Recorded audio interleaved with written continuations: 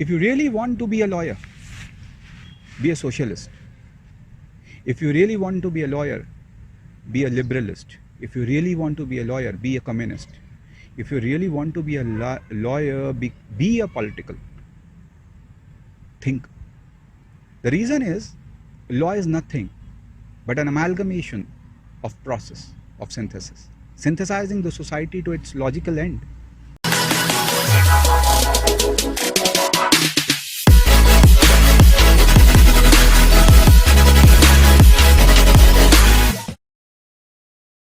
Tell us about your educational background and at what point of your life, say, you thought about joining law. If I initiate the talk as far as my educational background is concerned, coupled with the moment when I took this decision to join law or litigation as my career, now I would not say that it was a conscious decision to join litigation, but rather I would say it was a destined path. I was basically a student of science, traveled across various fraternities, and finally landed into litigation. But one thing is for sure, that litigation is something which, though not had been my conscious choice, but as on date, it is my pulse, without which I could not survive. I started my schooling being taught at one of the schools situated in Bilaspur named as Bharat Mata School. Thereafter, I pursued my studies further in DP Pipal College. Subsequently to that, I was, being a student of science, I was involved in certain research activities and like that. And later on, I joined law, graduated in 2010, and that is how it all started.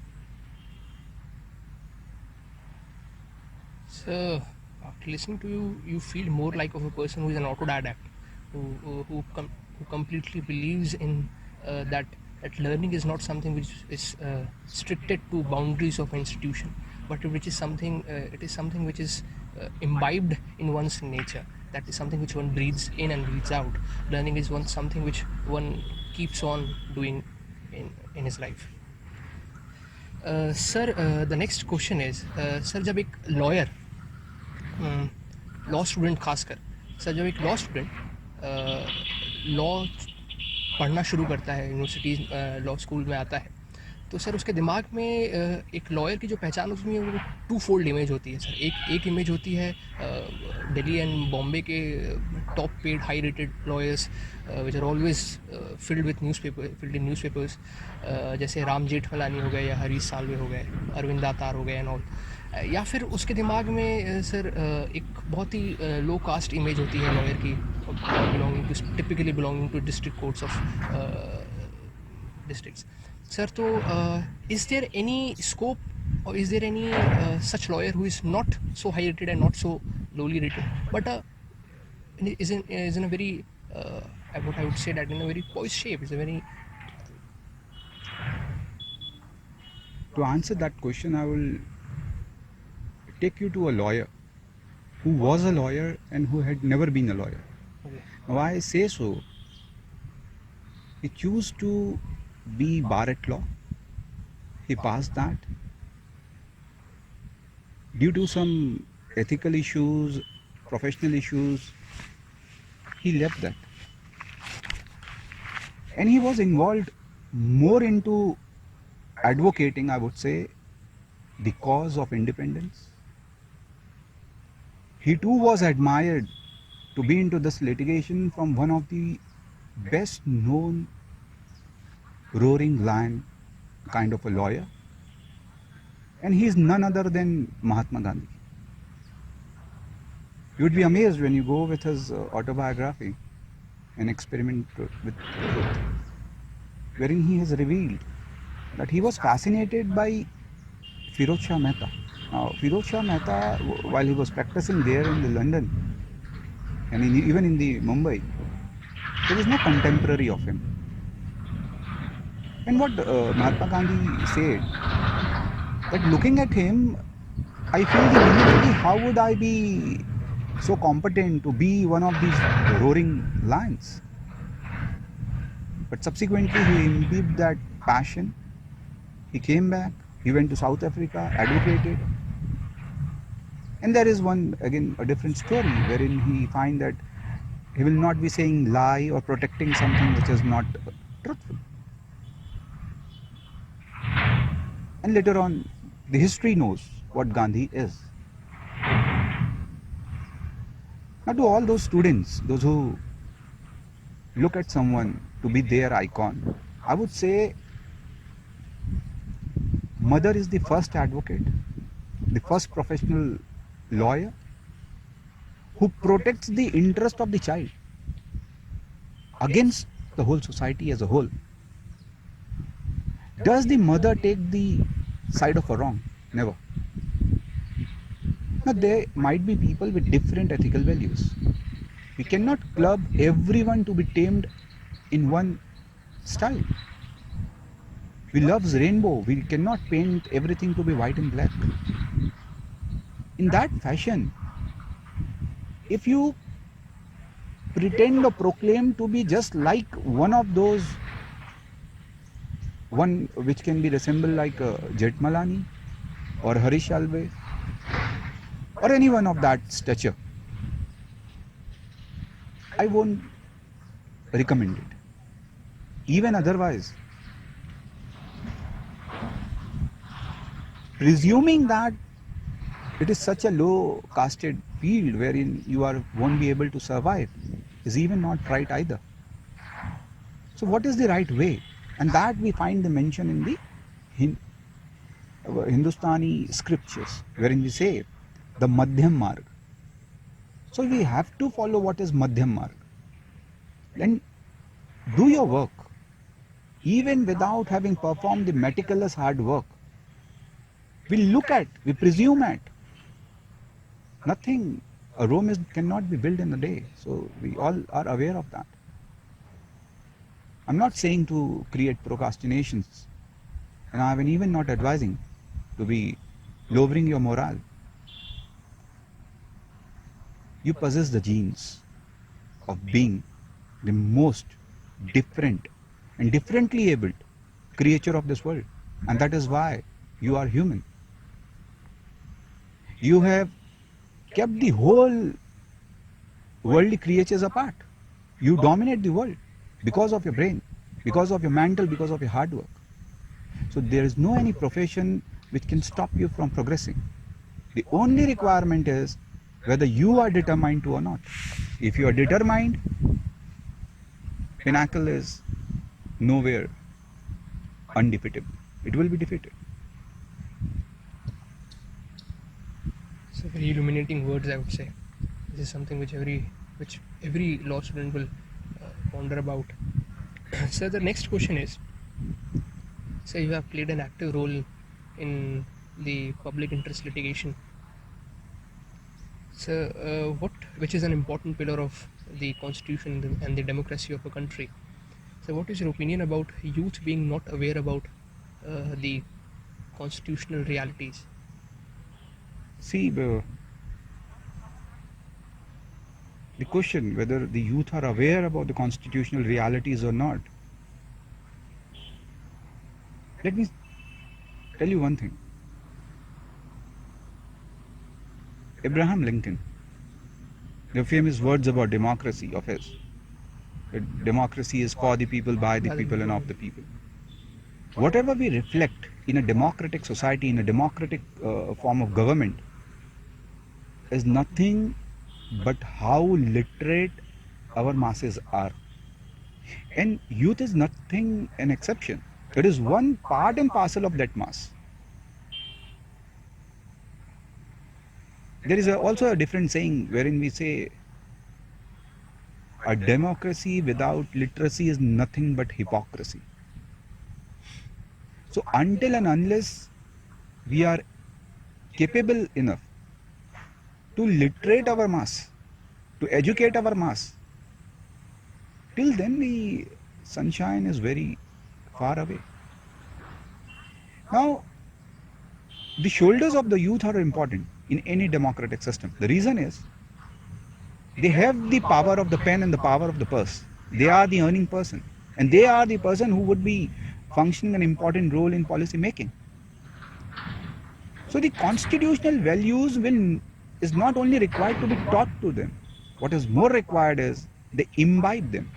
And until and unless we have the religion of constitutionalism, it would not survive in our hearts. Constitutionalism as the very ingrained grand norm has to be taught. And that cannot be taught by textbooks or by a curriculum in law. Otherwise, all the lawyers and the number of lawyers which we have in India would be self-sufficient to make India the world's best democracy. And I'm not cursing India that we are not. We are. But yet miles to be walked through. Yes. Sir, when it comes to young lawyers, the budding lawyers, sir, how do a budding lawyer should prepare for a case, should prepare for a brief, and sir, what important part a language takes in the what should be the language acumen of a lawyer? See, when we talk of language, we are sitting in that parcel piece of land in this geography where we have a saying in dialectics in Hindi. And we have different dialectics.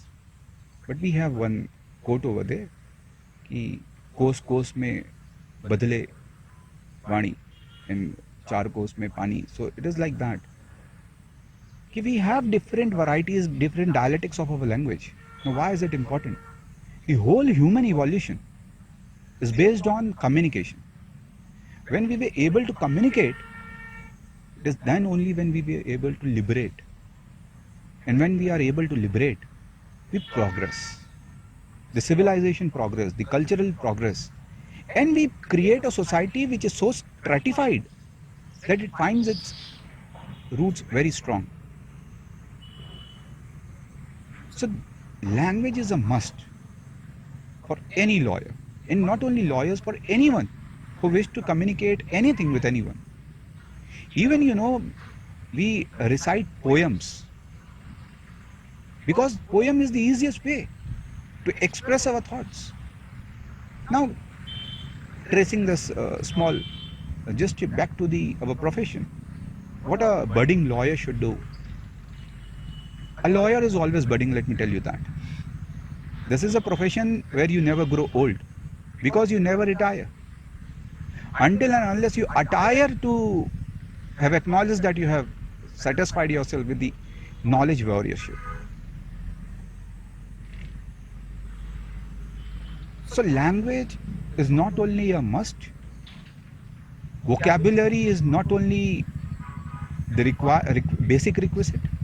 What is more important is how you are able to use those words, those vocabulary, those concepts, this conceptualization and reproduce it before the judge or in your brief.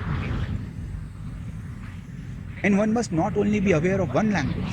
There are interdisciplinary languages. Like science have its own language, though written in English. But the language of science, what it want to express is different from what a language, when we came back to sociology is concerned, or political science is concerned. So a basic amalgamated approach has to be there. One.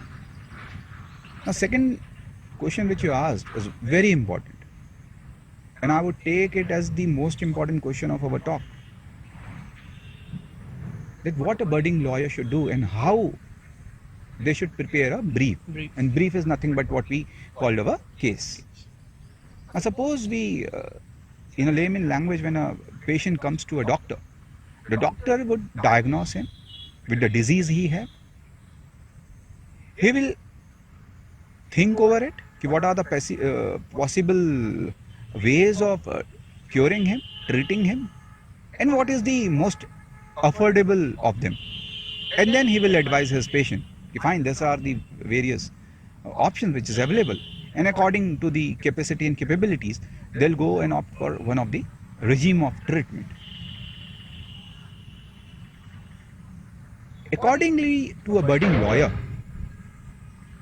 to treat the patient on the operation table, he must be well aware of how to treat, what is the disease. Like any other profession, law is not a profession where everything can be taught to a lawyer beforehand. This comes by experience. This comes by permutations and mutations. The reason is every case is a unique case. It requires same fact based on different interpretations of law, and law is nothing but interpretation in its synthetic form. It always keeps on synthesizing into a new domain, into a new understanding. So my suggestion to young lawyers would be, when a case comes to you, don't go directly with an approach that what result you have to achieve or what result you could give to your client. Break the chunk of the fact into small parcel packets. Write down one by one every intricate value and facts. There would be a case, for example, if we take a murder case, a person would come, fine, I have shot him with a gun, and this is the fact. And because it was a old rivalry that I have done so, it would certainly have an implication of certain laws, 302 IPC and this and that. But even to go that further, go back, re-engineer yourself. How the rivalry started? What was the reason of the rivalry? The place of the incidents. Now, today we have lost those kind of lawyers, like the trial expert lawyers, those who used to go to the place of incidents and look into from that arena. When we were young, we used to learn litigation or lawyering from one of the, there was a serial which used to came, I remember that name, by Vyomkesh Bakshi. So that was one of the finest, and you can still find that out and go through it. Put every minute details in detail, pen down them, and then think over. What we have been taught when I was practicing in Mumbai High Court, what I have been taught is, and why I say thought, the whole litigation is 30% of your fact. 70% is your thinking. Yes. So until and unless you have the facts, the basic intrinsic values, what has conspired and what has transpired, which is not there in your charge sheet, which is not there on the fact which has been deduced. So you have to do your research. And over the period of time, the amount of experience that you would gain will mature you, groom you in some such thing, when you will immediately be able and capable to catch hold of where the loophole lies. Now today we have a bookish teaching, and we immediately go to do trial practice. How would we be able to? So the very first point is, we must be well detailed with our detailings. The second, once we have the fact, now we secondly go to the basic, which is the Bayer Act. I'll not suggest the young budding lawyers to go directly to the commentaries or to the case laws or what has been the illustrations therein. Go to the Bayer Act. Go to the statutory explicit words which is mentioned for a specific offense. And once you have broken that down, then look into what are the essential ingredients to it. Then juxtapose your fact with your Bayer Act language. And then thereafter, once you are well prepared with this, then take recourse to the commentaries. And once you have done with all these, try to make a separate register wherein every single case which you face in your life, and that is how you experience, pen down the pros and the other, some such judgments which supports you and some such judgments which are opposing you. Pen down them. And once you are completed with all this, become a judge. Now becoming a judge doesn't mean to be elevated. It means just sit, proclaim yourself to be a judge, and now think by a thinketh of a judge. कि what if a judge would have been in my place, what questions would he is going to ask? Pen down those questions, and to those questions prepare your answer from the material which you have. This is the basic requirement for any budding lawyer for each and every case they want to handle. And you would be amazed by following this very process and procedures. In few years of time, you will find that your understanding of law as it has been while you were taught in the school have horizon has widened multifolds. That is my way of taking a case and a brief into. There would be different people having different approach, but that is my suggestion to the young budding lawyers. So this was just amazing. There's so much to think about, and such minute and intricacies you have told us. This is something which I would request all of my viewers to really note down, who are going to be the budding lawyers and who are going to be part of the legal field. So, coming down to one of the very famous judges named Lord Denning. So Lord Denning is to many most famous judge of all time, and law students certainly love him for his colorful judgments and wild dissents. So, what is your view on Lord Denning? You have crossroad me with one such jurist, I would say, with this world is blessed to have Lord Denning. Every individual who read him and read him until he crossed the age of 70 would be mesmerized to know his views on understanding law, the stagnancy of law. And there is a famous quotes of him ki, if someone presume that law would be what his understanding and not what the others, it's a dilemma. But what to me Lord Denning is, whatever good works he might have done to the field of law, but in his late ages, the controversial remarks which he have made have left any person with some ethics and conscience to rethink whether Lord Denning could be called a lord or not.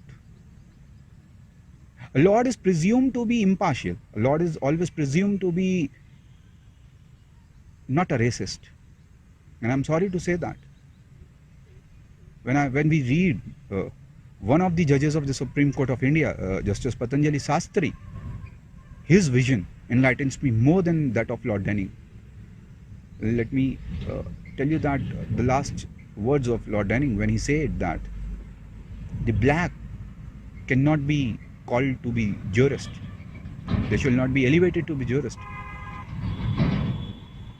That reflects how a World War I veteran, who later on became Lord Denning,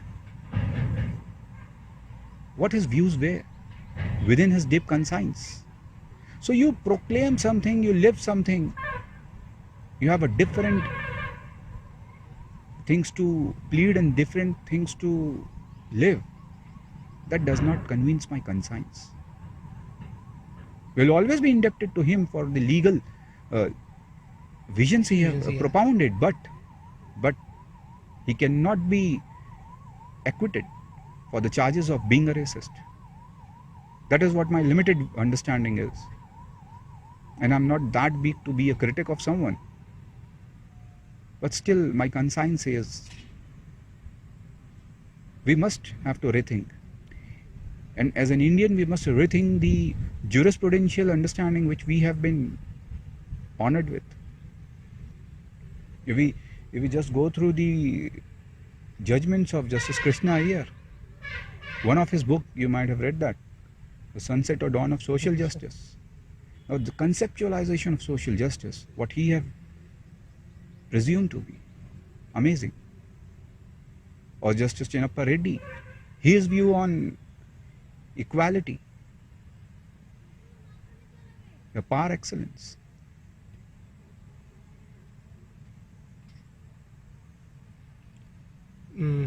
Sir,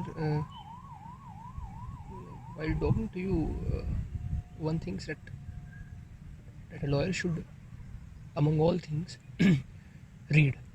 Yes.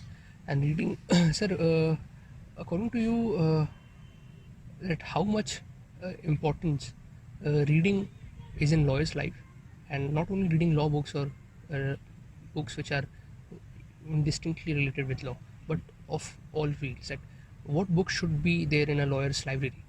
And on that, I would like to ask a very personal question: what is your favorite book in law? It's a unique question. Yeah. So I think every talk a lawyer is asked to provide a gist of the books, and every lawyer does so. But I'm not going to do that. The reason is it would just be a formality to tell you that. I'll tell you something which is not a law book. In Reda, I would ask the young lawyers who would be watching this interview, if you really want to be a lawyer, be a socialist. If you really want to be a lawyer, be a liberalist. If you really want to be a lawyer, be a communist. If you really want to be a lawyer, be a political thinker. The reason is, law is nothing but an amalgamation of process, of synthesis, synthesizing the society to its logical end. And there can't be any ideal state. And no one should be bombarded with they should read this or they should read that. Whatever suits to you, read that. But the moment you read it, imbibe it. Like, if you ask me, I love to read contemporary religion, the comparative religion. Because that is the supreme understanding of the so-called sant of that particular time. May it be Adi Shankaracharya, may it be Zoroastrian conceptuology, or may it be the Quranic verses, or may it be the Gospel of God and Gospel of Truth, Old Testaments, may it be anything. We must go through them. How the checkered history of human evolution has witnessed the religious development. And while you do so, be an atheist. The reason is, I'm not saying you leave your religious belief, but while you do so, so that you don't carry a prejudice, you'll have a versatile understanding of different religion, different social perspective, different geographical civilization parameters. And when you go through those, you would find India to be a treasure house, where you would find how every religion of the world came here, survived here, and promulgated much more than any part of the world. The tolerance, the peace, which the innate civilizational values of India would provide for, would actually make a society. And that is what a lawyer must read. He cannot take the seizure of that I'll be master of one and a jack of none. No, a lawyer has to be a master of all and jack of none. You have to reverse that. You have to be a master. And that is what the profession demands. Like, I was just going through, I've gone through that book many times. And each time when I read it, I found a new insight. The Courtroom Genius. It's about Nani Palkewala. And Nani law was not a... Sir, due to societal pressure, due to family pressure, and the so-called psychotropic generation speed pressure, as one would say, that, sir, and due to these so many pressures, young generation students are very rapidly committing suicides. So what's your take on that? So what do you think? Why these young people are doing such things? See, my view, why this generation. Now this generation is the most blessed generation, as I say, because of the knowledge, because of the accessibility, because of the availability of every single piece of information, maybe on Google, maybe on the data banks which we have, maybe we have Infinet and everything which we have. But you know, any opportunity, it comes with a responsibility. The responsibility is, if you have a sugar can in your house, you should be responsible not to have the whole sugar in one night. Otherwise you would be the sufferer. It is identically that this generation, since it has the accessibility to each and everything, they are prone to mental pressure. They are prone to demand, a psychological demand of the parents, the psychological demand of the other better half, the psychological demand of children, the psychological demand of the society. And one has to balance through. And in the walk, if you lose the balance, you fall apart. And this generation, why it is prone, is because they have not seen the physical activity in the manner it should. Instead of gilli danda, instead of the outdoor activities, we have not now we are curtailing them into an indoor, in vitro, in vivo kind of a material. So that would certainly come with a risk. But life is life. And to that, if I take your permission to recite one lines of a poem, Please, sir. so that would be better. You know, in Hindi we say palita. Palita means we have ash, and within that ash, if there is some burning piece and parcel which is left behind, but still it has the fire within. If it does not give the oxygen, it would collapse like that. It would become a part and parcel of the ash. But if it gets the oxygen or the material to reignite, it would turn into a fireball. There's one poem, let me quote that.